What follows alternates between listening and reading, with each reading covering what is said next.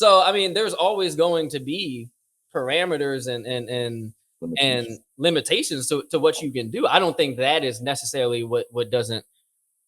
Because if that was the case, then nobody would be free, because we all do have limitations. Donald Trump can't go dunk a basketball. Nah, he definitely can't. I don't think he can jump. And no, I was saying, he can't even touch the net. Dude probably don't even wake up in the morning without feeling a whole bunch of pain, all doped up and shit up there. Yeah, I know your game, Donnie. I see it. That's sick. Not waking up and being angry, or like being in pain and like thinking that you're a dictator is like, that sucks. You can't do that about the thing that you're passionate about.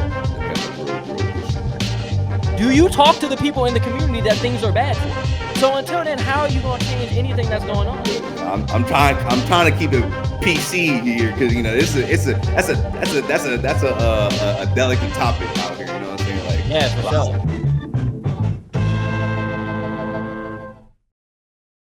Here we go.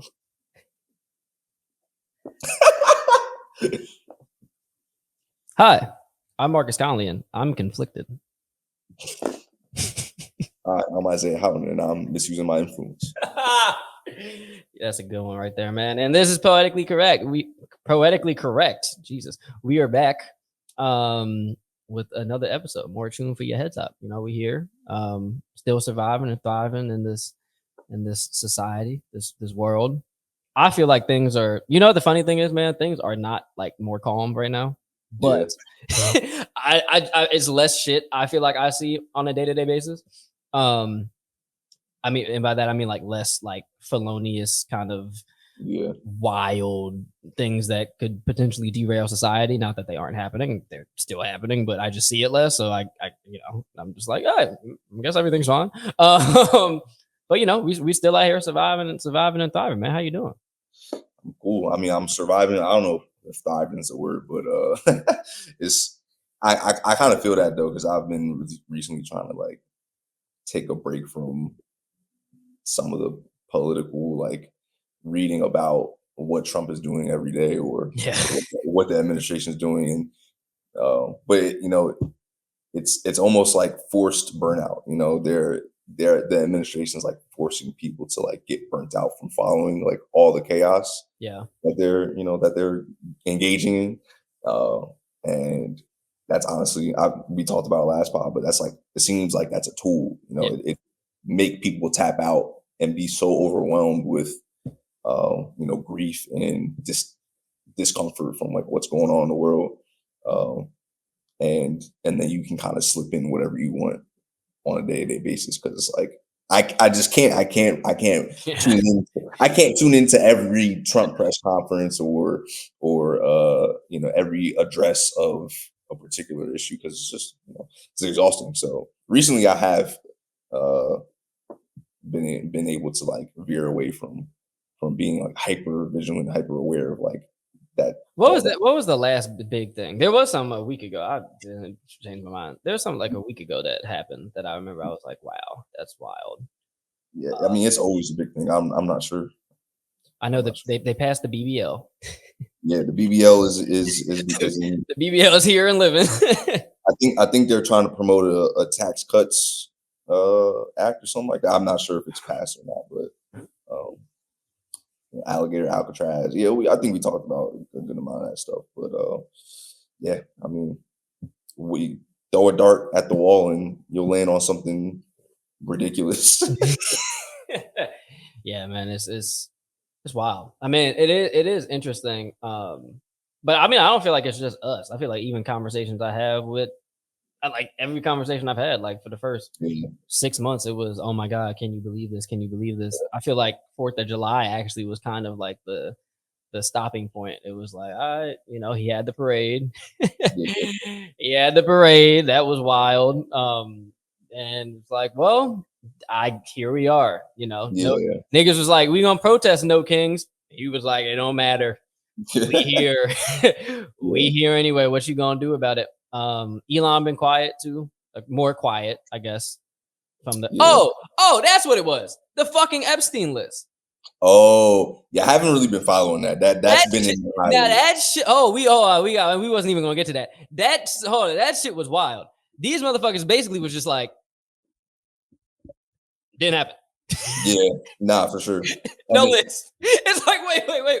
What do you mean? What do you mean? I mean, we had a document. And here's the thing, like, this is why it's so, like, you think everybody's stupid, and even at this point where Republicans are like, yo, like, bro, hold on, Yeah, because the Speaker of the House is like, yo, what's up? when this came out, this was COVID. We all Yeah. watched that documentary.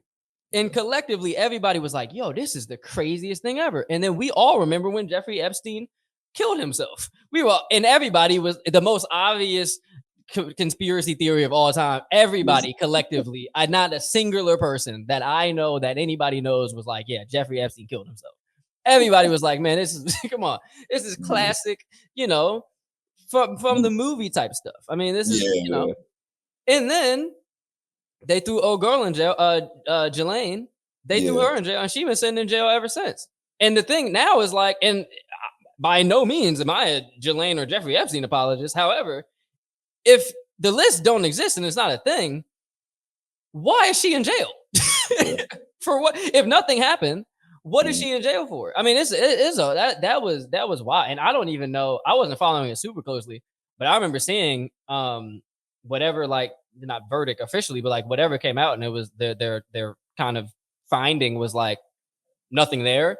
And I was just like, yeah, how do you go through the mental gymnastics of even getting to that when there's been so much rhetoric around not only the list itself, but like the contents of the list. We've heard of people specifically who were there. I mean, Biden and Trump themselves went back and forth about this, and then now it's like, yeah, it didn't happen. That's pretty wild. I mean, but it's at a point. I mean, and I think this speaks to what we were talking about. Where it's like, I feel like I actually, that might have been in the nail of the coffin of like, yo, truth doesn't matter. I mean, truth. What is truth at this point? If the government literally can snap its fingers and say, no, it didn't happen. Yeah, and you know, it's dangerous because I forget if this was in the BBO or if it was if it's in a proposed legislation right now. But they're either actively or planning to cut funding for like national news media, like PBS. Yeah. Like, and you know, I was reading. Oh damn, what's the book called? George Orwell, 1984. I was reading 1984 recently, and it's a little too close to what I was thinking when I was reading that book.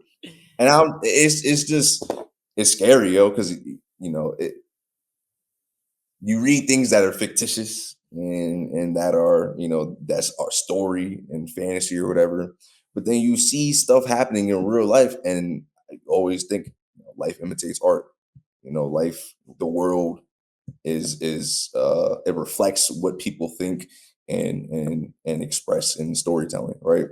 And it's like, if now I'm reading that, or if now I'm looking at what's going on in the world, and I'm like, this feels like a little 1984ish. That's scary. I mean, people say that all the time. People say that exact phrase all the time. Yeah, people say it all the time, but it's like, I guess that I mean, and you know, when talking about like it's an interesting thing. I was having a conversation with the big homie Morgan, shout out, when we were talking about AI, and she said like how dystopian it all is, because I was like, people don't even remember like you know, the Jetsons and everything was like flying cars. Nobody even wants a flying car, right? Like, people are like, why do a flying car when I can chat GPT and like kill 10 small children in the Congo for this for this output? It's like, you know, why worry about you know, why fly a car when I can, you know, have this unlimited information at my fingertips? Like, flying car as a utilitarian use versus, you know, being able to get whatever I want at the you know, drop of a dime. It's an interesting thing when you talk about like that 1984 and the other, and what I think a synonym for like when people say this is like 1984ish, that dystopian thing is such an interesting. it's such an interesting dichotomy to look at, because also, but what is happening is, I mean, you have Japan. They are doing research right now to have like their internet speed like 3.5 times faster than anything Yeah. that's ever happened before. So you have such advancements in tech, and that's getting, you know, translated to AI over here. Um, it's an interesting like dichotomy how we have such great tools and such the internet. Because so here's the, you know, I don't we should not be cutting public funding from any mass media. No, that's, I mean, I think they had already done it with NPR. They were trying. I remember when that was going down a few months ago. Yeah. We should not be doing that. Point blank period. We also should not be cutting funding from education. None of these basic human rights, education, information. That needs like secure funding. However, just not to play devil's advocate, but to kind of, an interesting dichotomy to me at least is with the advancements in tech and with how like the idea and concept, and obviously this is what I go to school for, like mass media versus what we have now, where like what is even mass media? Kai Cenat is mass media, but he's streaming from a computer in his, you know, house. I mean, you know, we're not mass media right now, but like say we, you know, millions of people listen to this. What's the difference between that and NPR? And so it does bring up a very interesting thing of like, especially when you talk about media and you talk about information. And I think I mean, we're in the information age right now, but I don't think information has been any more critical in any time, especially in the age of misinformation and disinformation that we live in. Of going back to the Epstein thing, like what's real and what's not. They said they were going to release the video footage of the day Epstein died, and it's like, okay, like now with AI, bro, you could just, I mean, we wouldn't know. I mean, I'm sure someone could figure it out, but we wouldn't know. So that Like is a Joe, very no. no, they wouldn't. I mean, I literally see AI commercials now, like prominently. Like I just watch YouTube and there's AI commercials. All of the graphics the administration puts out is AI. Yeah. It's like it's a very normal thing, and I see people in the comments all the time can't tell the difference. Yeah. So it's very interesting. I think I was telling Morgan, like AI literacy and tech literacy, I think is probably the next frontier of the most important type of literacy. But at the I same time, remember. basic communication. Go ahead. Yeah. No, I was gonna say not to cut you off, but as I cut you off, No, I'd but be doing I this. remember in elementary school When we like, was doing computer class. yeah, we was doing computer class, like, and it was like, what is this? And my mom had never heard of that. She was Yeah. like, computer class, like what? And so that's got to be the next thing, is learn how to differentiate between AI and reality. And it also is going to have some interesting philosophical questions of like, what is reality necessarily? And I don't want to be that guy, because that's like, that's real. We can get there. That's I like that type of stuff. But to not to drive the point home, but like Yeah, just to get this thought off, I think on the flip side, it's like this weird, like these dichotomies happen where AI literacy and I'll just call it like virtual reality, whatever. Vitally still important though is it's a weird thing where it's like it makes these type, like being able for me to speak with my voice and I'm saying this and it sounds very like simple, and it's like, why is he saying he's speaking with his voice and you're receiving it? But I mean, like the idea of communication is a relationship, right? Like you can't have communication without a relationship. So the relationship between me putting something out and you responding to it and us having that interaction, that's the basis of communication. AI kind of can cut that out. So it's a very interesting thing. And not to get into like actual writing and all of that stuff, but it's like this two sides of the coin where it's like, yeah, AI literacy is important, But even more important, because AI literacy is important, is what I would just call like analog communication, old fashioned communication. Being able to speak. I mean, people literally can't, and there have been studies about this. People Yeah. cannot go to, like, I'll just put a general setting, like a bar, and walk up to somebody and talk. That's and for our generation, that's very uncomfortable. Yeah, for Mass sure. throughout the generation. And that's not even because of AI, that's because of social media. So the generation's becoming behind us. I mean, you probably have people now like, hey, I need a prompt. I want to talk to this girl. And I mean, that's just like, what does that do to the human psyche? Yeah. How does that impact relationships? How do you, okay, you meet this girl through y'all both chat, and this is an extreme example, but I mean, y'all both chat GPT y'all way through your initial first date in whatever way. And I know this should be happening on dating apps. You out here chat GPTing your way through responses, and then let's just say y'all hit it off, y'all 2 years in a relationship, and y'all first actual conflict comes up, and y'all have to have that conversation. And obviously, Yeah. that's a romantic relationship, work relationships, professional relationships, familial relationships. The need to be able to communicate thought and idea. Going back to what we were talking about last time with like actual critical thought and not having an output that you put a half baked idea in, and it gives you something that is derivative of a whole bunch of other ideas that got put into. I could see that potentially being pretty perilous for a lot of interpersonal relationships and societal relationships as a whole. So that's just an interesting thing to me, where it's like, yeah, AI literacy is like important because you do need to be able to discern and make sound decisions on what is what and how to use it and what it can be used for. But at the same time, you need to put your eggs in the other basket of being able to have conversations with people, because no matter what anybody says, I mean, you still have to do that. There's nothing that's going to be able to replace that, because this is the thing when you talk about like what's reality versus what's not. Reality is still, if I need to go down the street to a coffee shop and order coffee, I have to interact with another human. That human could be Yeah. having a bad day. I could be having a bad day. And we have to work through all of these things and these physical emotions. The other thing about it, once again, not to get super granular, but like there is a you can get to a philosophical physical level where it's like sound waves, right? Like this is what linguistics and people study too, about like how that, what's the word?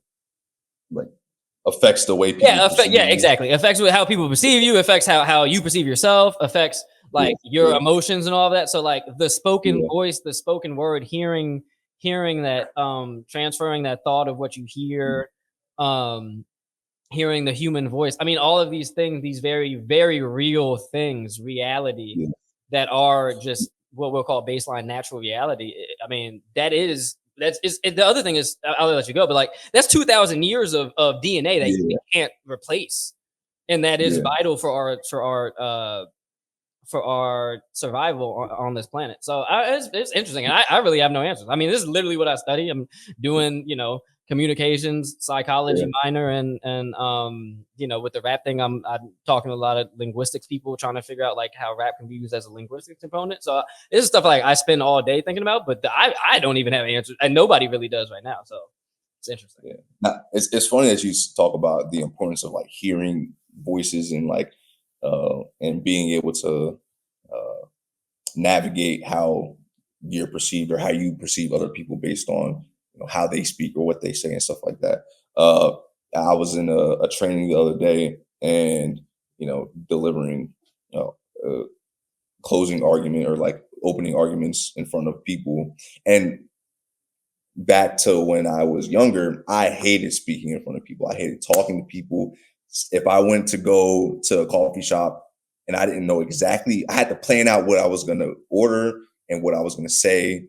And usually when I got up to the front, I'd be like, and and like not be able to like have a natural conversation with somebody. It had to be very thought out. But I say all that to say, I haven't had that much practice like engaging in speaking with people in like I don't have as much practice as you would if I wasn't in the internet age, I would definitely say. And so when I was delivering this opening argument, I was pretty loud, and one of the things that somebody told me was like, you have to be careful about how you deliver your speech, because if it's too like, you have to control your voice. You have to control how loud you get. And if you get too loud, you may come off a certain way. And there's a whole lot of things behind like black men Yeah, speaking and of course. people and loud voice and whatnot. But the point of it though was like, always be in tune with how you're speaking and, Yeah. how what your tone sounds like, what your pitch sounds like, how you're delivering words, how you're pronouncing and enunciating words. Like people don't. I learned so much from that conversation about lawyering, but I didn't even learn any law per se. I learned how to talk, and that's something that I realized that you have to really learn how to do. You have to learn how to talk to people. It's a skill. You have to learn how to enunciate your words, pronounce your words. You have to learn how to understand who you're speaking to as well. Like if you don't understand who you're speaking to, if you don't understand how they might perceive you, you might run the risk of coming off a certain way that you didn't intend to come off as. You might run the risk of coming off real aggressive or violent when all you were really doing is just being animated. And again, there's a lot of stigma behind that, but the main point is still valuable. I think is just people need to think about how they're interacting with people, how they're communicating with people, and what the effect of not only their words but how they deliver their words, how that affects a relationship, and just be cognizant of people around them. Like I always think when I'm walking down the street and I'm like walking up kind of close behind somebody, I'm always thinking like I should like walk past them instead of like lingering behind them, because maybe they'll think like, what is he doing back there? Yeah. Again, that's another thing that's like, yeah. I'm a black man walking behind somebody. Yeah. God forbid it's like a little old white lady. Like I might be real scared to like my distance between us or like speed past her. But I again, I'm not recommending that people like be conscious about that in terms of like scrutinizing themselves and causing anxiety being around people. But it's definitely something to consider, like making sure that you're aware of who's around you and how you're interacting with them. And so I just think that's an interesting point. Of course, there's a line. The funny thing, and this can lead into this is a perfect segue into the freedom thing. We'll stay on, especially on that thing of, because it happened to me the other day. I was getting off the elevator with a young woman in my apartment complex, and we were getting off and we were walking on the same floor, and we were walking the same way, and I was behind her, but I didn't want to be too close, because it's like I understand the implications of that, whatever it could be. You never know what it could be, but understanding it could be taken a certain way, and knowing the other side is like, okay, what does it take for me to fall back and slow my pace down and to stay on my phone, right? Like, what does it take, and having to take those considerations. I mean, we know everybody doesn't do that. Blanket statement. Sorry for generalizing white America. White people don't say excuse me. They don't. That's not some shit they do. Where was I? I was out eating lunch somewhere with somebody, and in New Orleans, I was with Richie. I was with my brother. We were at a restaurant that we go to all the time. Like the owner and us, like it's like a family thing. We like we're very close to. We go to this restaurant. We actually went. I was in New Orleans Saturday, Sunday, Monday. Every morning we went to this restaurant. So that's how often I'm there. And like when I go, that's a place I always try to go. And I give them a shout out. It's called Russell's Marina Grill. That's my people. Shout out to Pablo's, the best restaurant in New Orleans.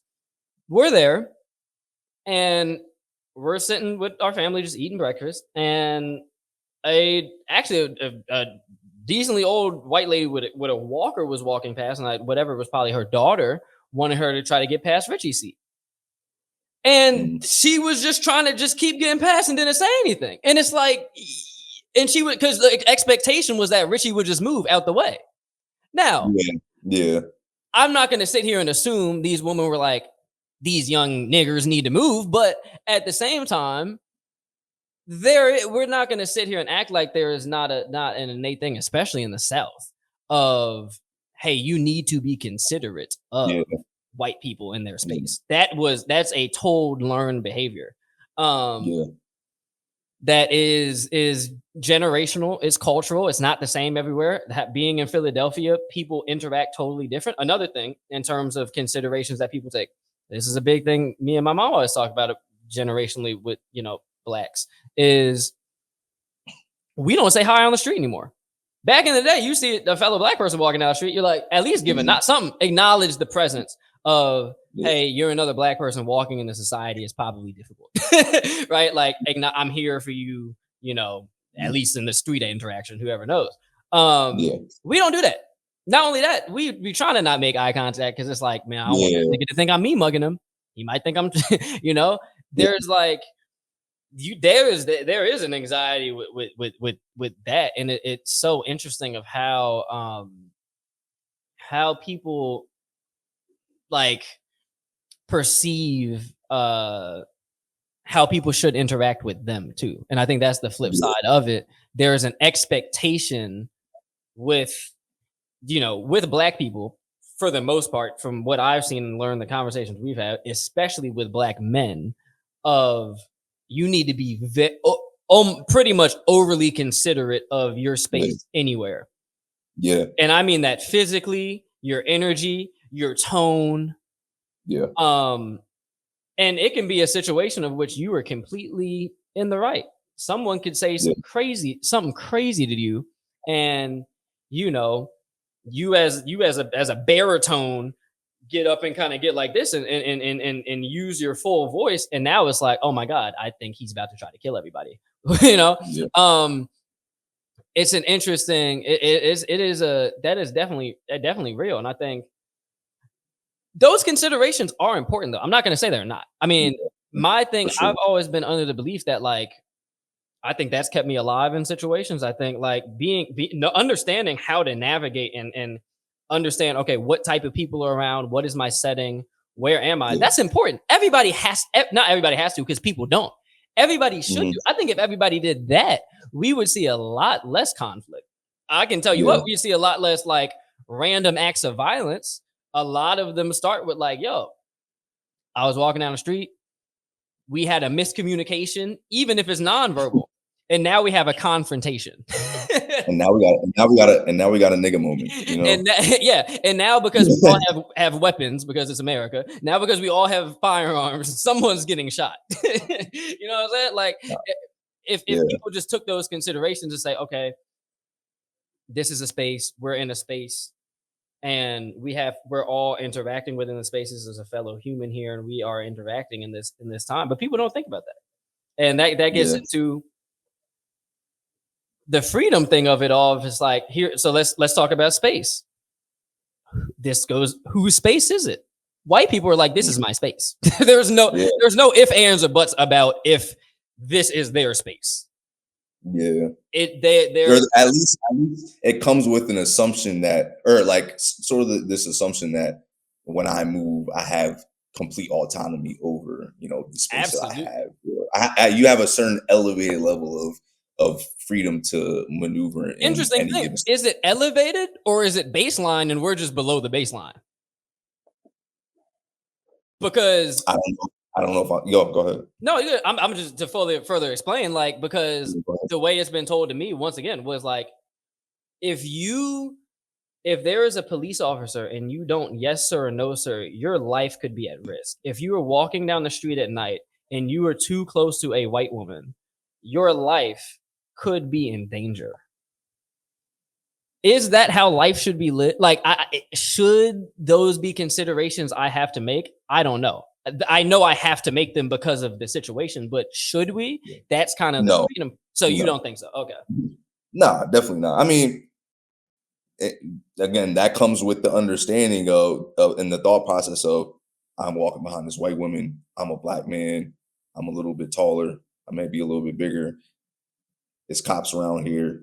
They might, and it's kind of dark. They might see, you know what I'm saying? It's you're considering a lot of different things in that moment. and it all culminates into I should just like hang back and not get too close to it because it might look a certain way.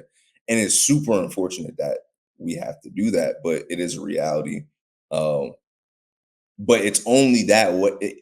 It's mainly that way because of the history of Black men interacting with white women, and you can get into specific stories, obviously, like Emmett Till and whatnot. But all that to say, no, because we shouldn't have to do that because nobody should have to worry. Nobody should have to be hyper vigilant about like how they're maneuvering in a space, and a different person of a different, race, different gender, sex, different sexual orientation, whatever it is, somebody different than you gets to maneuver that space with a certain level of confidence that you can't have because you know that if you act how that person is acting, how that white man is acting, how that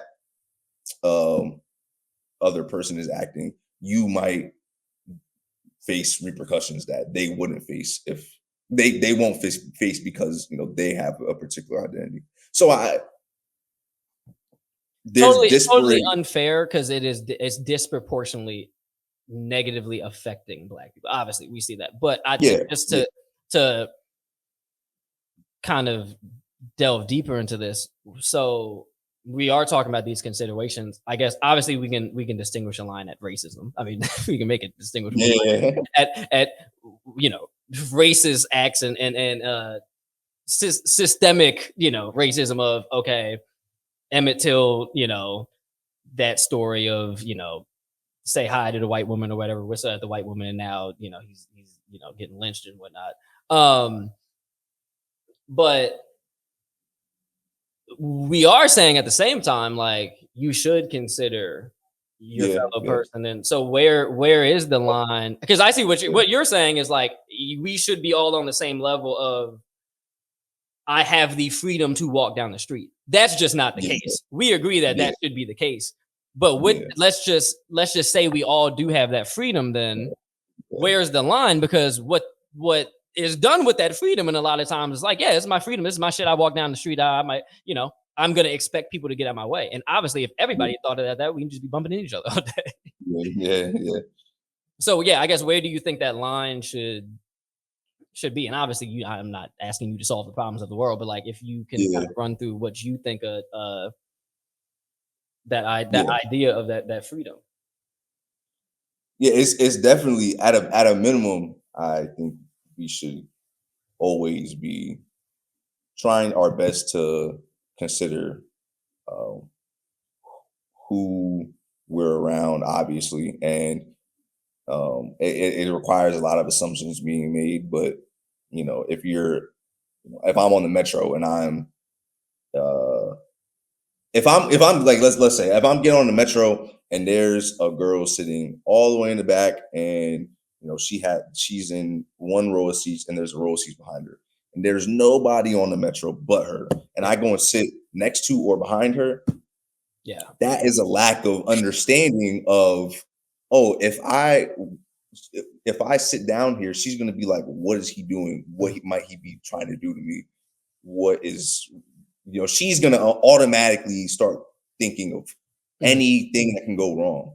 And even if like she doesn't know who I am, maybe I really just did want to sit there, but I need to be aware of the fact that that's a consideration that she's going to have. What is this dude going to do to me? If why did he come over here and sit down near me when he had all this other space to occupy? He decided to come near me. You know what I'm saying? That's the thing that people think. And so it requires me to understand, like, okay, what might a woman in her position be thinking? What might someone in her position be thinking when I do a particular thing? Or if I just come up to her, I'm like, hey, she's gonna think like, what's going on? So we have to have a certain level of cultural competence when it comes to people that don't share our identities, don't share the same race, same gender, same sexual orientation, whatever it is. We have to have a certain understanding of how that person might be thinking. Why do you feel like we have to do that? because unlike your example before, where it's like, we all interact in space equally, and I can just, I'm free to do whatever I want. I don't have to think overly detailed about, how I'm walking behind, an old white lady. Unlike that example, the real world operates in a way where if I get on, if I am walking behind, a middle-aged white woman, Mhm. I am thinking like, oh, she might be like, "Ooh, this dude getting kind of close," and call the cops on me. Mhm. So we operate in a world where the identities that we have, there's stigma attached to them. There's assumptions attached to different social identities, and so um, it's unfortunate that we have to be aware of them for ourselves. But I think it is beneficial to understand what assumptions somebody else may be making, um, in order to avoid certain conflicts. I guess my I don't question know. is how unfortunate it, I mean, Yeah.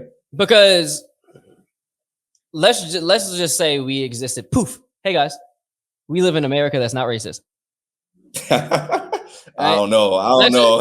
Okay, I just did that. I just ended racism right now. So racism for the next racism for the next 5 minutes is not a thing, right? Okay. So, it's not a thing. However, what still will be a thing, regardless, I don't care what anybody says, will be innate cultural differences between races, between ethnic groups, between socioeconomic groups, between people from the If north that, and the south. Go ahead. if that exists, it exists. Because if you're differentiating people based on cultural differences, I don't know about that. Differentiation doesn't does differentiation but equal differentiation means we're acknowledging the difference? differences in race, and But there are people are all, differences. I mean, there are for sure, but I don't think it's as I don't think. Yeah. I mean, it's a hard discussion. I'm not like, um, I don't know if I'm the right person to talk about it, but I Nigga, you think gonna when talk you're about it, nigga. We here is poetically correct. We gonna figure this shit out right now. We gonna solve racism right now. if we're differentiating people based on race, Huh? and there's like cultural differences that we acknowledge, and we use those cultural differences to like compare people Mhm. in, a stratified way. We say, oh, well, black people are like this, so they're more prone to be X, Y, and Z. I see what you're saying. Then we're gonna get to racism Mhm. eventually. Um, so I think it's kind of difficult to imagine a world Let without me racism. devil's advocate. Just so Go let's ahead, just go ahead, go say ahead. culturally, and I mean it is hard because culturally I mean the reason black people are even black in America is because of racism. So I mean it is difficult. I see Yeah, what you're saying. It's difficult to take us out of that construct. But let's just yeah, do it. Let's just say for some reason a whole bunch of black people ended up in America just by choice, and we just decided to live here. But we right, still brought our own cultural things with us. We culturally interact with each other differently. So, yeah, like, how I'm gonna greet you as a black person, like when how us meeting at that talent show versus if one of us was white would probably be a little bit different. How you would approach yeah, me, the comfortability you would feel with me, taking that video and understanding what you had going on. I don't know yeah, if that's necessarily bad. It's just like we are familiar with each other. yeah, We come from a similar place. And once again, race isn't the only differentiating factor of this. Like the reason I use a lot is geographical differentiators. Going from the south to the north, yeah. the way people interact with each other on the street is completely different. I mean, you do not say good morning to people in Philadelphia. That is not some Yeah. shit that you do unless you want to be cursed out at 7 in the morning. Do not talk to Yeah. people. First, walking around the South. Funny enough, not Houston. People don't talk in Houston. It's odd. But other places in the South, New Orleans, you walk around the street, how you doing? Good morning, what's up? Acknowledging those differences, and I get what you're saying when it's race based. So we can maybe move out of a race based thing. But I guess what I'm trying to say is there are going to be differences in. I mean, that's what makes people people. That's what Yeah. makes cultures cultures. there are going to be differences. How do you acknowledge those differences without? And once again, I'm not asking you to, but how do you acknowledge those differences while also maintaining and what we can just call free? There is a freedom of being able to do that without fear. Without fear, I can acknowledge the difference and make considerations without fear of repercussion, which would then create anxiety. Yeah. And once again, the reason that's not going to happen now is because of racism and all of the other isms that we have in this country, of course. But just in a theoretical sense, I guess, how would you go about kind of balancing out just the innate differences between people, between groups, between sexual orientation, gender, sex, race, whatever it is going to be? How do you make those considerations? That's what I'm saying. Like, how do you make the consideration without going too far and limiting yourself and your freedom and ability to navigate a space? Yeah. I think it's a give and take. Like you don't. Freedom isn't absolute. You're gonna have to give and take with it. Oh, I like that. Oh, I like that. Oh, we're gonna get to something today. Oh yeah, we're gonna get there. Yeah. So again, it's the same thing with the example, me getting on the metro and there's one girl in the back and I get near her. It's like I have to the idea of you have the freedom to go sit over there. And so my freedom to sit in the seats that are like near her are restricted because she might be afraid that I might do something to her, right? If she doesn't know who I am, right? So my freedom is restricted, but I understand that it's a necessary evil, so to speak, because me exercising the freedom of sitting next to or behind her or near her would cause her discomfort. So what happens when you exercising your freedom to do something results in discomfort or anxiety or stress on another person? And so if we're trying to get to a world where we're all operating on equal footing, we have to consider what happens when you exercise a certain level of freedom and it hurts somebody else. You said something about ChatGPT earlier. I have the freedom to go on ChatGPT and ask it whatever I want. It can create whatever I need it to create. What happens when you start to consider every time I enter and input something into here, it takes up I forget how many gallons of water it is, but it's a lot of water when you search or do something in ChatGPT, it takes up a lot of water. Yeah. Right. So you're always doing a value assessment of what happens when you're trying to exercise some freedom that you have, some right that you think you have, and its resulting consequence. What happened? What is in your mind? What's more important, the freedom or having the freedom or avoiding the consequence? Essentially, is it more important that I have the ability to use ChatGPT whenever I want, or is it more important to save a gallon or 2 gallons of water or whatever it is? Right. Everybody has to make that judgment for themselves. And I think I'll just stop there. That's my short on that. That's probably long as hell, but no, it's not. And that takes us exactly into freedom from freedom too. And clearly in this country, people are like, I'd want to be able to do what the fuck I want. I mean, that's just point blank period from day one of when all of them heathens from Europe came over and decimated not all of, but a lot of indigenous people on this land. Freedom. In the name of freedom. Yeah. And but the wild part to me about that is that after that, you realize that you can't govern a society with absolute freedom. Like there's no way to have a governed people and have those people have. So let me ask you this: when you think of freedom, what do you think of then? Ooh, yeah. Because I think most people when we I mean I feel as if from what has been taught to me this when I was a kid and learning about the Statue of Liberty and the American flag, it was freedom, freedom, freedom, and it was seen as an absolute. It was Yeah. our rights and the way this country is built is now obviously I never believed this bullshit, but it was our rights and what this country provides, and this flag right here allows us to be free to do whatever we want. That's Yeah. what I heard. Once Yeah. again, I knew that wasn't the case. But that's what I heard. Yeah, I think that's the initial concept of freedom that we have, and it's indoctrinated into us. Like they want to talk about indoctrination.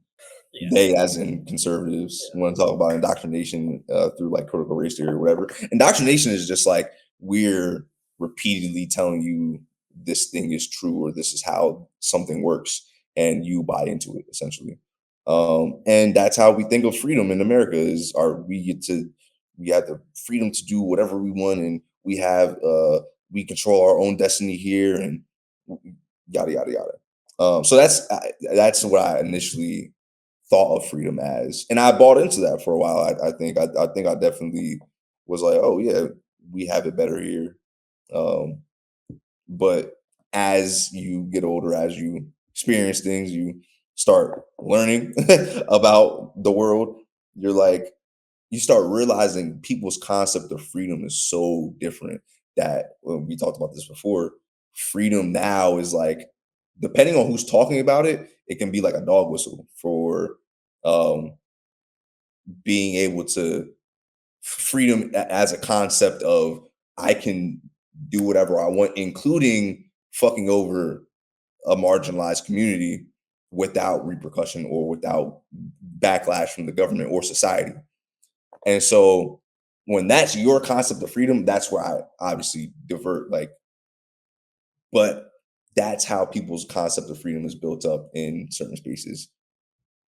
Freedom in the Black community is completely different than that, because freedom in the Black community always came out of we're fighting for this. We have to work for this.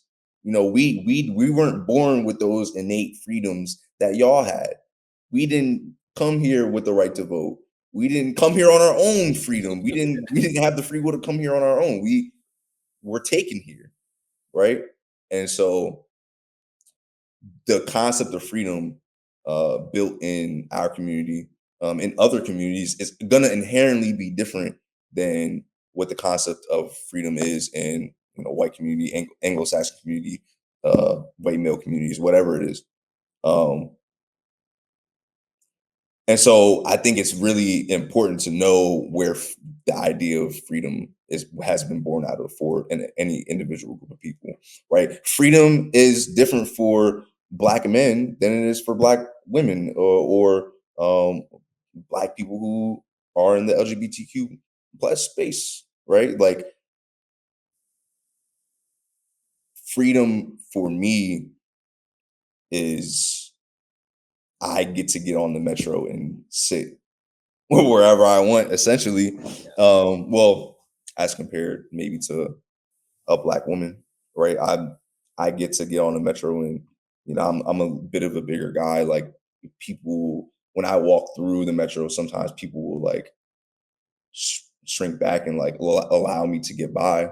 But if you're a Black woman getting on the metro, people might not even look at you. Mhm. Like you might be an older Black woman with a cane, and some dude is gonna sit down and in the last seat on the metro and be like, I don't give a fuck. Like, like it's freedom to sit down is different between genders, between races, so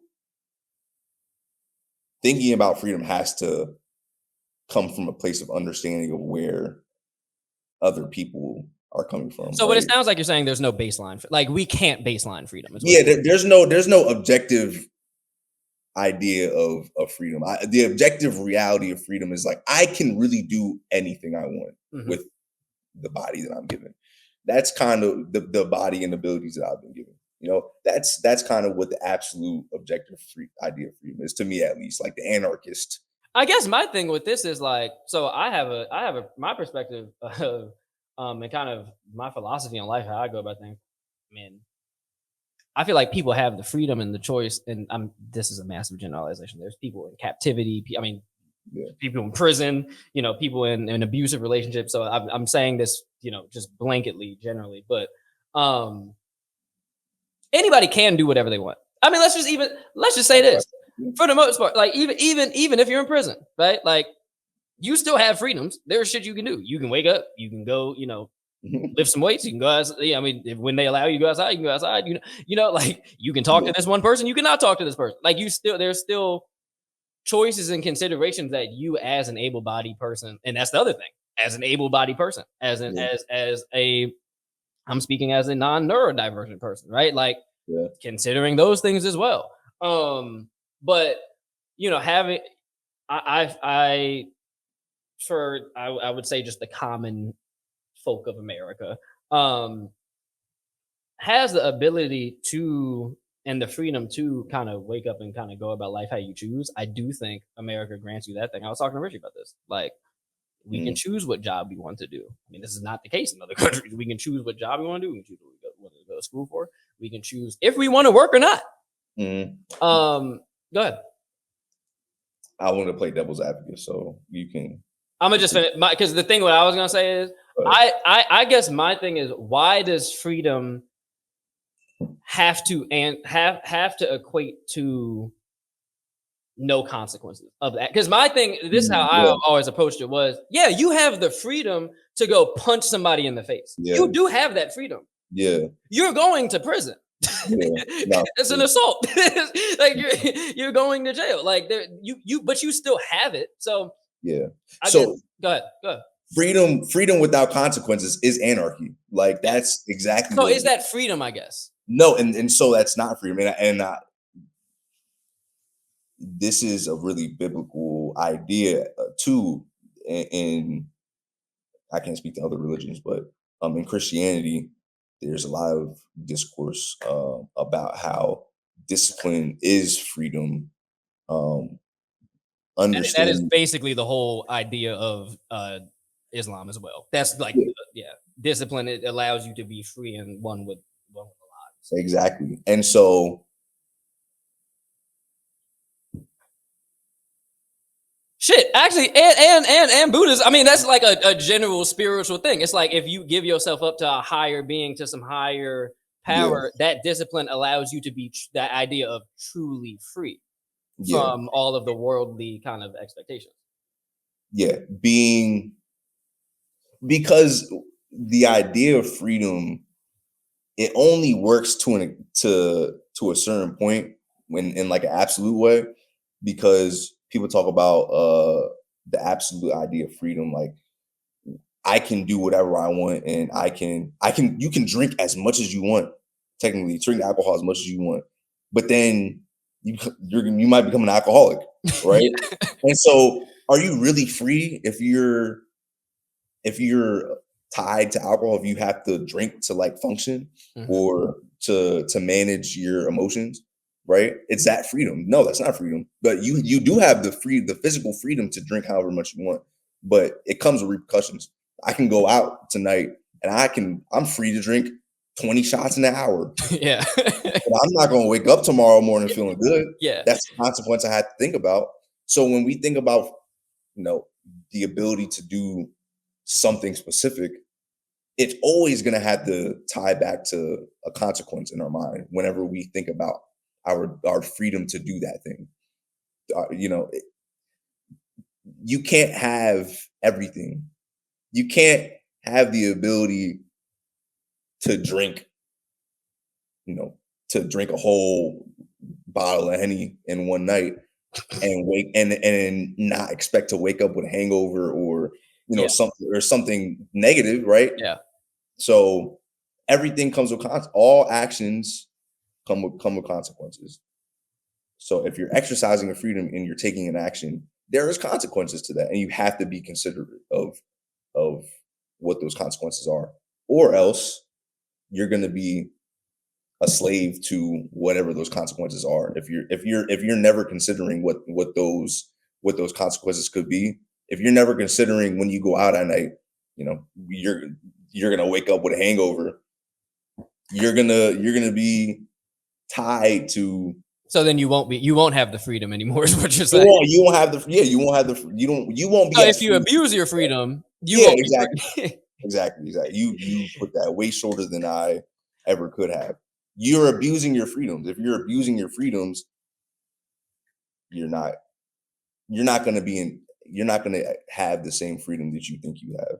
I don't know if No, I get it. I mean, that's a very interesting. I mean, let's stay there. That's a very interesting. You could, I mean, these are life principles. Obviously, we can go as once again as well as I could walk out on the street and punch somebody in the face. I'm going to jail right now. Now I don't have freedoms anymore. At least for the 2 days I'm in bookings. You know, but I mean, my freedoms are in terms of the freedom I have right now, being in this apartment, are severely limited in the things I like to do. But so I guess there's a thing with that of like there's levels to the freedom. So there's the personal freedom of the spiritual freedom of, even with me being in bookings, I still have freedoms within that. So there's like,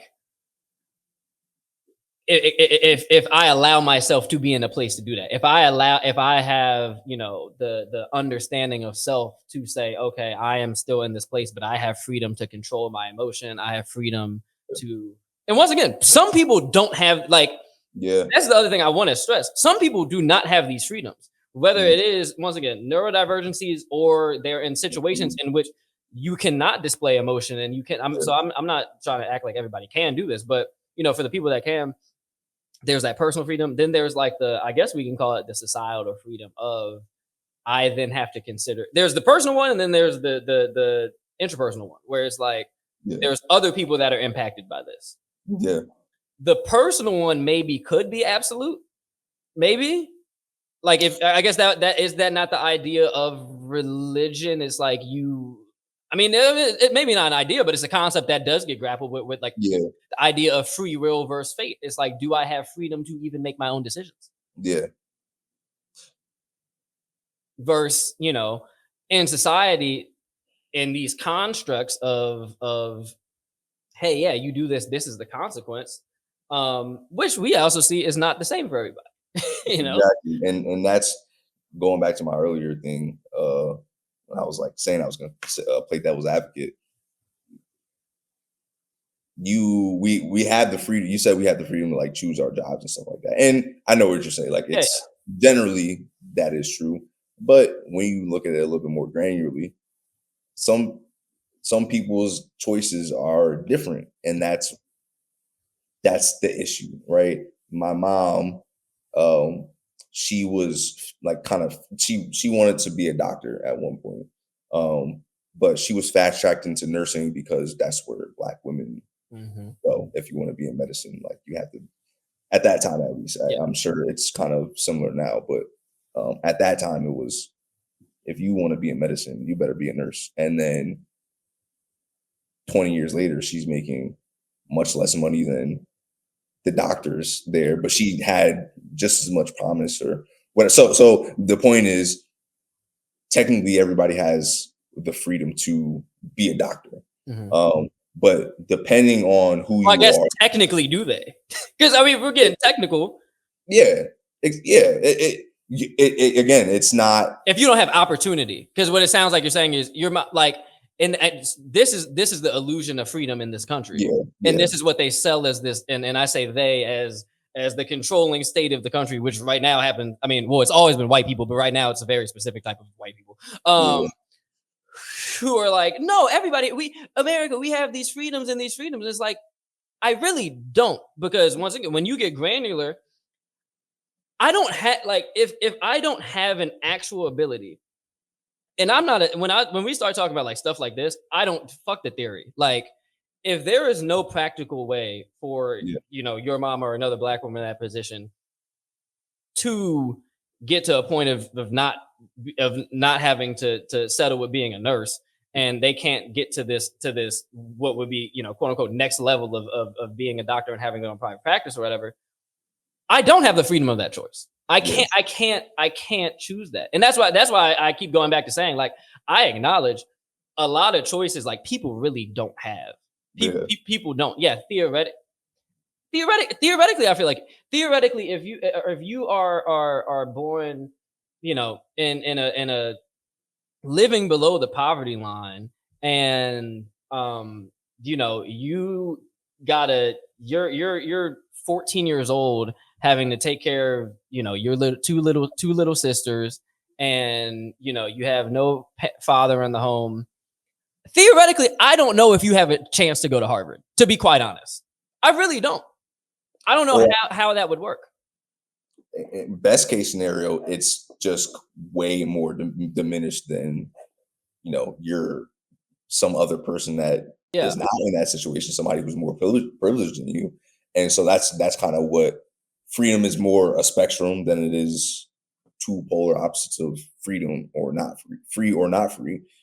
Freedom is, you know, it can be diminished over time, or, you know, it again, that person has the option technically to go to Harvard if that's what they really want and that's all that they put their mind to. I guess it's possible, and the issue with that is that's what they love. They being conservatives or just, you know, white people, they love to hang on to those. Oh, but such and such person made it out of that situation, as if that's the rule Yeah. and not the Not the exception. yeah. And so what that tells me when somebody says something like that is you don't understand that just because one person made it out of that situation doesn't mean that it's just as likely for other people to make it out of that situation, and do whatever it is that they're trying to do. It's not just as likely that that person, you know, will go to Harvard Med or whatever, just as much as it's likely that your child who grew up and went to private school and, you know, was had access to all types of resources is not as likely as that person that's going to, you know, Harvard Med because of the resources they had, the upbringing, whatever it is. Um, so yeah, it's just all this I think goes back to people's lack of understanding and lack of consideration of, what other people's different identities do to their life opportunities. I'm gonna throw in a curveball here because Go ahead. this thought came to my mind, and I'm about to give you a zinger. You ready? I'm scared now. It's about to be strike three, full count. I'm coming. I'm bringing it. All right. Do you two questions? Two-parter. Do you think Black people in America are free?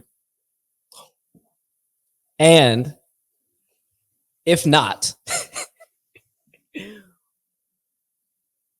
what do you think would be, either, if it's not a metric, what do you think it would take for you to be able to make that consideration, to consider Black people free? And yes, I'm saying as the whole of Blacks. I don't give a fuck because LeBron make $1 billion a year. I don't care. But I mean, the mass. I mean, I guess we can say blanket statement, as long as we make up 50% of the prison population, probably not. Yeah, no. I mean, the answer is no. Yeah. But again, it's all dependent upon how you view freedom. But yeah, that's such a complicated question that you have to unpack. I think we probably did a better job of discussing that in what led up to this, as opposed to like giving like a blanket answer to that question. No, you got to give it blanket. But I mean, like, so I guess once again, we can run through certain metrics. Once again, being 50% of the prison population, that's Okay, yeah, absolutely not. It sounds like what we're saying with the thing with your mom and what we've been talking about now is this access to education. I mean, now we can just break it down by kind of the component parts of like the sectors of America: healthcare, education. yeah. It seems as if in America, I guess, freedom is tied to access. Yeah, and I think where I would start with this inquiry is like, I don't know if you've heard of it's like Maslow's hierarchy of needs or whatever. Yeah. So like that first rung is like the basics, like shelter, food, water, or something like that. As long as that floor level is not equal for everybody. Like maybe not equal, but like as long as those needs are not met for every Black person or every person in general. But if those needs shelter, water, food, and whatever else it was, are not met for all Black people, then no, we're not free, because you need the ability, you need housing, you need food, you need water to manifest your destiny. Essentially, the American dream is, you have the ability, the resources, everything you need to do what you want to do. And if you don't have food, which a lot of people don't, you don't have water, which a lot of people don't, if you don't have shelter, which a lot of people don't, a lot of Black people don't have those things, then there's no way you can be considered a free person.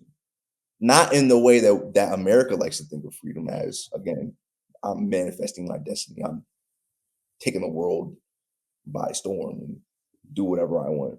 You So I can't. guess if we have such large, once again, I mean, between prisons here, between homeless people, between people who don't have access to food and to water, that is a large section of America. I mean, there is a lot of, like you said, it's a lot of people, and not just Black people. I mean, I'm talking every race now. Yeah. Then I guess it is ironic that we say we're free, that we consider ourselves the country of freedom, when there's so many people walking around without the freedom and ability to even go get a meal to eat for dinner. But it's the illusion, though. People are wedded to the idea that I can be here and I can do whatever I want. That's why poorer white people think that they're free when Trump is like cutting Social Security and like all like benefits that mainly poor white people are accessing. Yeah. Right. Like, you think you're free though, because back in the day when they had slaves, they was like, you know what, poor white people, we're not going to give you nothing. Yeah. But one thing you can have is the ability to place yourself in a higher position on the racial hierarchy than these Black people, than these Africans, right? That's what we will give you. And that illusion of like, oh, like I have a higher status than it, when race is like the thing that separates you from the lower class or whatever, then you're and that is, and your race is like super tied to. Okay, I lost where I was going with that. No, you good, baby. You good, baby. I'm over here sitting back thinking. I'm listening to what you're saying. I'm thinking about how. Let's take Donald Trump. Do we think Donald Trump is a free person? I don't think he is. No, that motherfucker got all kind of things he tied to. But what's the worst part is, like, he's not free from hate. Like, that's like the worst. That's the worst type of like lack of freedom. He is not free from hatred. No, that's true. He hates too much shit to be free. Like there is too much anger in his body and too much. I mean, it seems like that's kind of that seems to be the flaw in the issue with conservatism right now, and by not conservatism as a in theory, but in practice, and what in this hardcore right leaning thing is, they're like they can't even necessarily enjoy the freedoms that they have because they're so concerned about if someone's going to take it. Yeah, I would not consider that a free person. I would not consider that to be a like free type of thinking of I am so afraid that the freedoms I have are going to be taken. I mean, it's like if you have $1 billion and you're scared to spend it or scared to do anything because you're afraid somebody's going to rob you, you might as well just not have the $1 billion. At what point does it? I mean, so that's the interesting thing. So I guess nobody free in this motherfucker, man. We just all here chained and shackled to the American way, and to the I think we're chained and shackled to the illusion of freedom. That's the interesting thing. I feel like freedom at this point is the only thing that's like kind of free. Whoever whoever freedom is, whoever, I guess the Statue of Liberty, like whoever freedom is kind of like chilling, because when you think of it, I mean, I think there are people who are free, but when you look at the people in America who are free and we would consider free, people that we can go to in our personal lives or just point to as be like, man, that's a free person right there. Yeah. They're not the richest people. They're not, the most successful. They don't have the most of any. I think going back to what you said, it's a lot of overindulgence of freedom. Probably even having the most freedom, probably. Yeah, no, like I have too much freedom.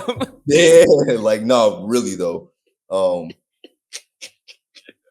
it really does come down to what people value though, because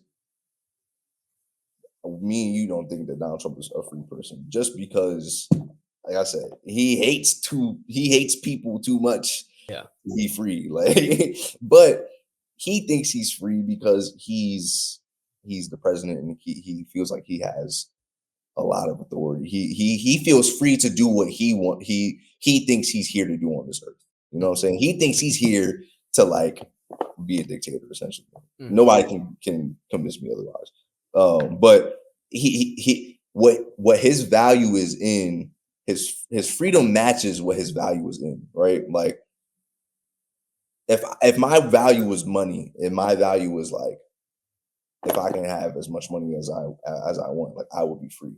And I had a lot of money, I would be free in my own eyes. I don't know about that. I don't know. I mean, well, let's just give me a value. What's a lot of money?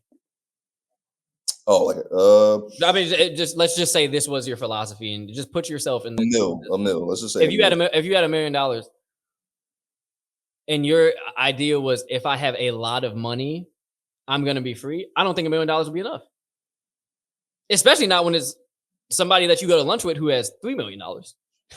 Yeah, I think I'm more so saying like what is like society's collective idea of freedom kind of determines like who we view as free and who's not. Like somebody might hear me say Donald Trump is not free and be like, what the hell are you talking about? Clearly he is. Yeah. But it's like what I value in like compassion and empathy, he is completely devoid of all that shit. Yeah. And so to me, he's not free, because to me, in order to be a free person, you should be empathizing and being compassionate to other people. And since he completely lacks that, I just can't consider it. How can you operate in this world without those things? Well, because once again, I think that comes back to you. Like I don't think he has the freedom of choice from a neurological sense to like choose to wake up and be happy about like shit just being okay. Clearly he does. I mean, clearly he wakes up and is pretty upset about like how things are going, and is like, not only do I need to change, I need to change them now, and this needs to be changed drastically, and I'm gonna like be highly emotional about my disdain with certain things.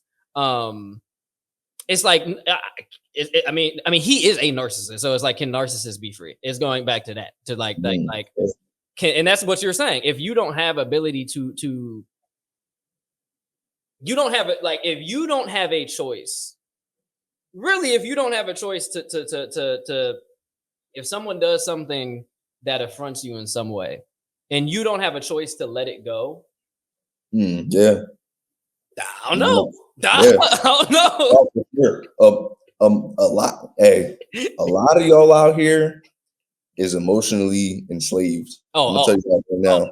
Come on now. A lot of y'all really, I mean, and I'm definitely part of this. Have been part of this. But a lot of y'all really are not free from like jealousy, anger, all these things, because you can't like disagree with something and like let it go. Like a lot of people have to expend a lot of emotional energy trying to get their point across. And it's a lot easier and a lot more freeing to like just let it go. That's interesting. That the big homie Dwayne always say, we talk about this all the time. Freedom isn't free. Freedom ain't free. You have to sacrifice, like, hey, me and Isaiah are having an argument. Isaiah's like, yeah, I think, niggas with blonde hair are stupid. Now I could engage, I could be really affronted by that and allow that to, this is a stupid example, but like, just to use it as the point to drive what you're saying home and to get to my point of freedom isn't free. I could, like, it would be more freeing for me to let that go and let that off as a stupid remark, because that's what it is, right? But but that's a choice. I then would have to choose to if I felt like you were personally disrespecting me, exactly. I have to choose to put that to the side. And that's where the values come in. And what I was trying to say earlier was, if your value is more in your personal pride and the perceived respect that other people's have for your lack of thereof, if that's more important to you than maintaining like your peace of mind, then you're gonna go down the route of, I'm gonna engage with this bullshit. You know what I'm saying?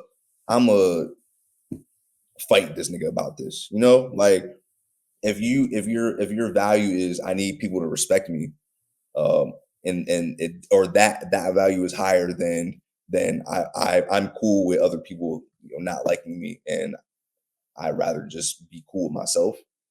If you would rather assert your, if you would rather protect your respectability, then that's what you're gonna do, and you're gonna give up the freedom to walk away from the situation. And that's just how. I mean, this goes back to what we were saying about being on the street, having a nigga moment. Like, yo, I mean, that's actually the more realistic thing. Yeah. It's like, okay, you're walking down the street, you bump into me, you big lift weights guy, so now I'm, all flayed out on the side, and I'm like, yo, you know what? Hell no. Yeah, I'm not letting that slide. I'm not. Hey, say, bruh. Yeah. You know what I'm saying? So it's not. But with that being said, it sounds like, and this is and we can kind of like we're gonna let this one sit and let people think about this and come back and we can talk. This can kind of be the segue to the next episode. It sounds as if what we're saying is, and we've touched on this before, but to be truly free in even the theoretical sense, because if we were to look at, if you do really have the freedom to do something or not, it's only as good as if you can do it or not. And even if you have the ability financially, whatever, if you're not personally sound and don't have your like own values in order, I mean, I don't know. I have a hard time conceptualizing that in my mind. So, not to tell people what they value should be, but to tell y'all what y'all value should be. I think the first should be some self-confidence and self-actualization, and self-awareness of what you do and don't have. Right. So it's not to say neurodivergent people can't be free. Yeah, you can be free if you know what your situation is. Yeah, you have to operate within that framework. So that's the other thing too, where it's like, once again, the reason absolute freedom is bullshit, because there's always going to be a framework. You can't just do anything. Humans can't fly. You're not free to go goddamn spread your wings and just start flapping from the top of a building. So I mean, there's always going to be parameters and limitations to what you can do. I don't think that is necessarily what doesn't. Because if that was the case, then nobody would be free, because we all do have limitations. Donald Trump can't go dunk a basketball. Nah, he definitely can't. I don't think he can jump. And no, I was saying, he can't even touch the net. Dude probably don't even wake up in the morning without feeling a whole bunch of pain, all doped up and shit up there. Yeah, I know your game, Donnie. I see it. That's sick. Not waking up and being angry, or like being in pain, and like thinking that you're a dictator is like, that sucks. Think about being on top of the world. I'm president of the free net. First, look at Obama up there. Obama was up there like, yeah, yo, I'm gonna have to handle this. And we saw what he looked like when he went in, and we saw what he looked like when he came out. But like, even his energy around it was like, I get, Joe Mazzulla said this interestingly about Jason Tatum that one time. And he's like a kind of erratic thinker. Yeah. He's someone who probably, I would say he's probably one of the more free people that there is. Because I mean, he don't care what anybody, I mean, so it's this line of like, there is the line of not caring what anybody thinks. And that goes into being, there is the line of self-confidence and self-actualization to not care what anybody thinks versus being a jackass. There is a line. We know. The people who listen to this are smart, so y'all know where the line is too. But for the dumbasses who are hearing this, the line is, as we said at the beginning, fucking somebody. Are you harming somebody else with your self-confidence or whatever? That's probably around where the line should be drawn, but it's a different case. Okay, I say this. Joe Mazzulla said when Jason apparently went to complain to him about something, and the scrutiny or whatever. And he was like, something about like, man, it sucks because all these people are talking about me, and I just want to play basketball. And Joe was like, no, you get the ability for people to talk about you, right? So when you look at it from a standpoint of optimism and abundance, to say, well, I have this. These are the abilities I have. I'm aware of what I have, and I'm aware of what I don't have. Then you can go out there and be free. Then you can go out there and be free within those parameters. And I think that's kind of what it is. I think at the end of the day, that's where freedom is. Freedom within the parameters. Freedom ain't free. You're going to have to come off of something. You're going to have to come off of something. Yeah. You're going to have to, you're going to have to get, I mean, some going to have to go. If you can't say you're free. Once again, I want a whole bunch of money. You gonna have to break that off to. I mean, you're gonna have to sacrifice this family time. You're gonna have to sacrifice some, and you have a whole bunch. Okay, I'm free. I have a whole bunch of money. Now someone playing in your face over some money, and you can't walk away from the money. Yeah. Or now you have an obligation, like a moral obligation, to give that back to your community or like your family, right? Like.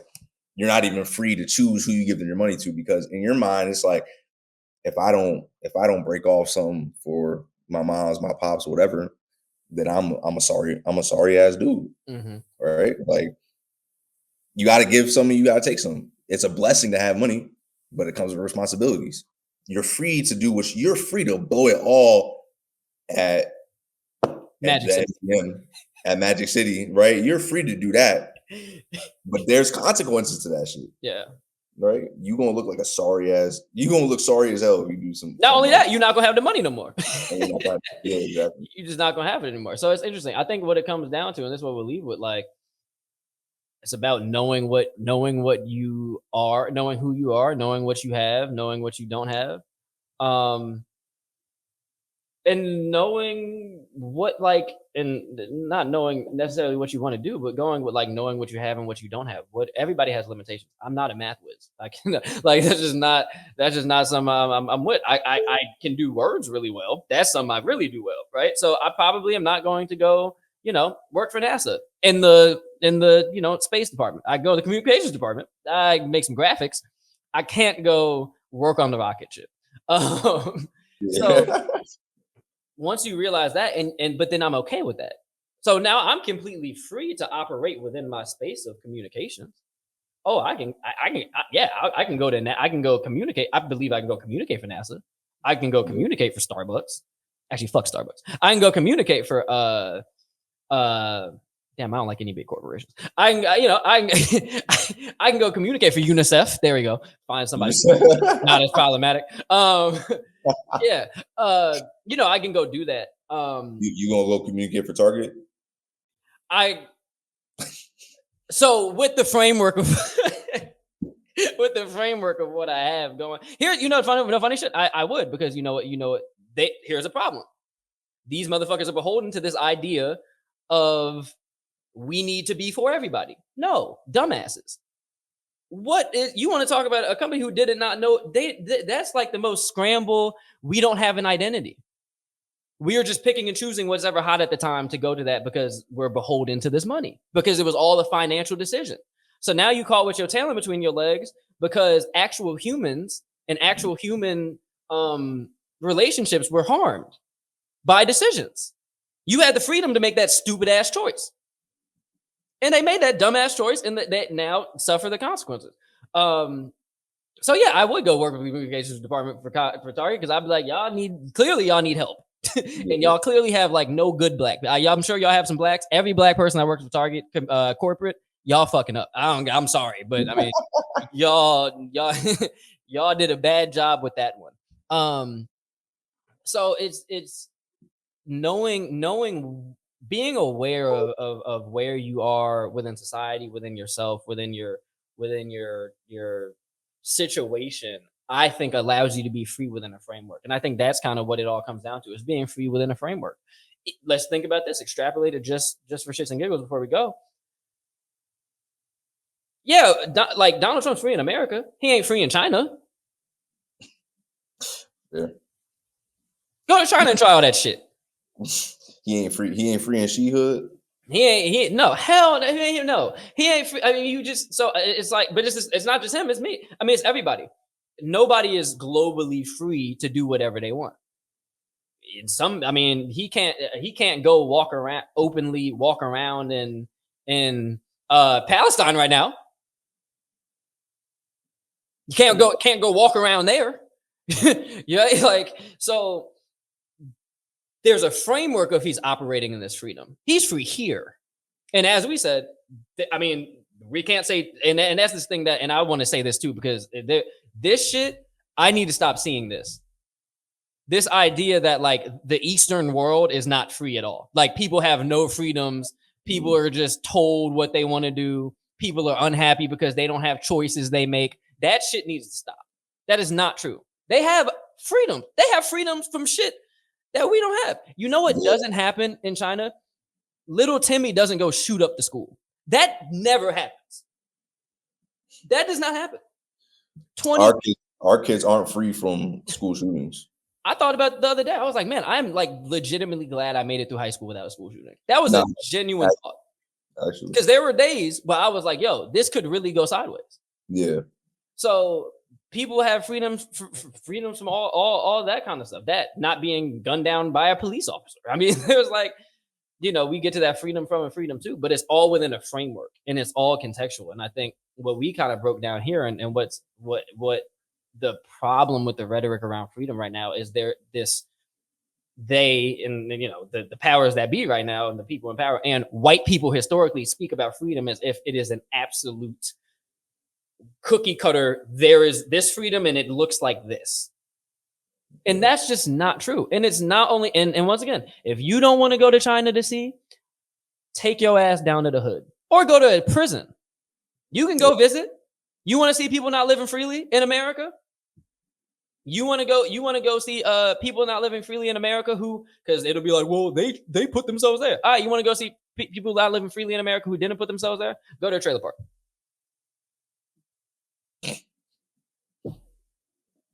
Fair enough. I mean, that's not free. That's not free living. It's not freedom. That's not freedom. They just don't have the opportunities. Go to a reservation. It's not freedom. That's not freedom. Go to the projects, man. That's not like we have people in our own country right now who aren't afforded these abilities and this freedom. And when you pull back the curtain and delve deeper, as we were saying, it's not because they don't want to be in a different situation. They don't have the ability. They don't. And when they get the ability, 9 times out of 10, they change their situation. The vast majority of those people in those situations do not have the ability because of great forces of people using their freedom to be fucking horrible people. So stop using your freedom to be fucking terrible and do it to like actually help some shit, please. Thank you. Mic drop. Hose. Facts. All right. Let me not be angry black. I fucking look like Malcolm Gladwell and shit, and I'm over here looking like you angry black man for real right now, man. I know, man. It's all bad. It's all bad. With that being said, I am Marcus Conley. Oh, well, I'm tripping. Hold on. I'm about to just my bad, bro. My bad. I'm spirited about this. Yeah. Here we go. I'm back. I'm back, baby. No, yeah. With that being said, I am Marcus Conley. I must say out. There we go. And that is poetically correct. And you know, y'all can be free, but it's gonna cost you. So pay the price to live your life. All right, we gonna catch y'all next time.